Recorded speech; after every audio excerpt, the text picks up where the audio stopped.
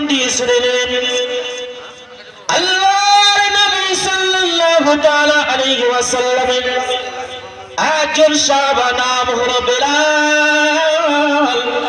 নবীকে কত মহব্বত করতেন, একটু কান দিয়ে শুনেন। নবীকে কত মহব্বত করতেন।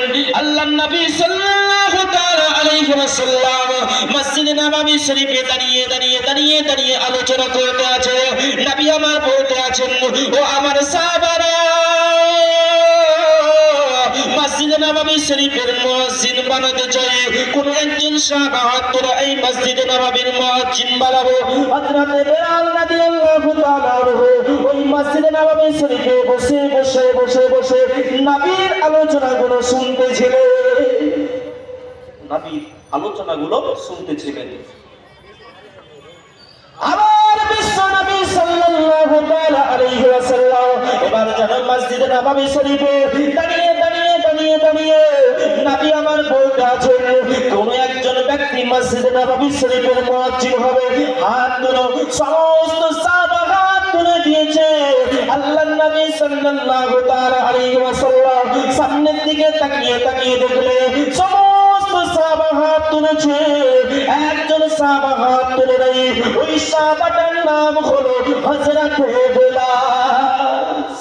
সমস্ত সাহাবা হাত তুলেছে, একজন সাহাবা হাত তুলে নাই। ওই সাহাবার নাম হলো বেলাল। জোরে হবে না সুবহানাল্লাহ? সুবহানাল্লাহ।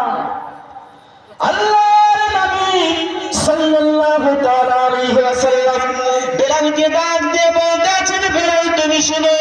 সমস্ত সাহাবা হাত তুললো। আজকে আবু বকর সিদ্দিক হাত তুললো, আজকে উমর ফারুক হাত তুললো, আজকে আলী ছেড়ে খোদা মুশকিল কোশা হায়দার কাররা হাত তুললো। তুমি বেলাল কেন হাত তুললে না বলো? আমার দয়ার নবীকে বেলাল ডাক দিয়ে বলতে আছে, ইয়া রাসূলুল্লাহ, ইয়া হাবিবাল্লাহ, নবী গো, আমি মসজিদে নববী শরীফের মুয়াজ্জিন হতে পারবো না। বেলালের চোখ দিয়ে যেন পানি ঝরতে আরম্ভ করেছে। বেলাল যেন নবী মুস্তাফাকে বলতে আরম্ভ করলেন, ইয়া রাসূলুল্লাহ, ইয়া হাবিবাল্লাহ, নবী গো, আমি মসজিদে নববীর মুয়াজ্জিন হতে পারবো না। বেলালের চোখ দিয়ে পানি ঝরতে আরম্ভ করেছে। দয়ার নবী বেলালকে ডাক দিয়ে বলতে আছে, বেলাল তুমি কিসের জন্য মসজিদে নববীর মুয়াজ্জিন হবে না বলো?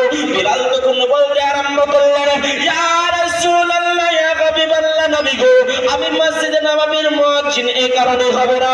আল্লাহর নবী সাল্লাল্লাহু তাআলা আলাইহি ওয়াসাল্লামকে বেলাল বলতে আরম্ভ করলেন, আমি যখন মসজিদে নববী শরীফে আযান দেব, আযানের অক্ষর যদি ভুল হয়ে যায়, আপনার নামের অক্ষর যদি ভুল হয়ে যায়, আল্লাহর নামের অক্ষর যদি ভুল হয়ে যায়, আমি বেলাল সব সহ্য করতে পারি, আমি বেলাল সব সহ্য করতে পারি ইয়া রাসূলুল্লাহ, ইয়া হাবিবাল্লাহ, নবী গো, কিন্তু নবীর নামের বেয়াদবি সহ্য করতে পারি না।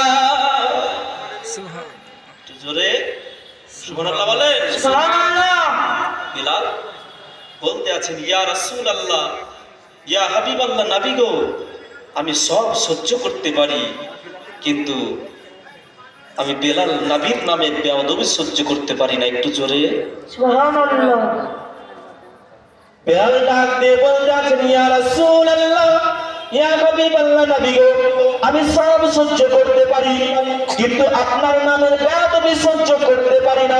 বেলাল এবার বলতে আরম্ভ করলেন, ইয়া রাসূলুল্লাহ, ইয়া হাবিবাল্লাহ, নবী গো, আমাকে যেন উমাইয়া বাদশা আমার জিহ্বায় গরম তেল ঢেলে দিয়েছিল। আমি যখন মসজিদে নববী শরীফে আযান দেব, আপনার নামে বেয়াদবি হবে, আল্লাহর নামে বেয়াদবি হবে, আমি বেলাল সব সহ্য করতে পারি, কিন্তু নবীর নামে বেয়াদবি সহ্য করতে পারি না।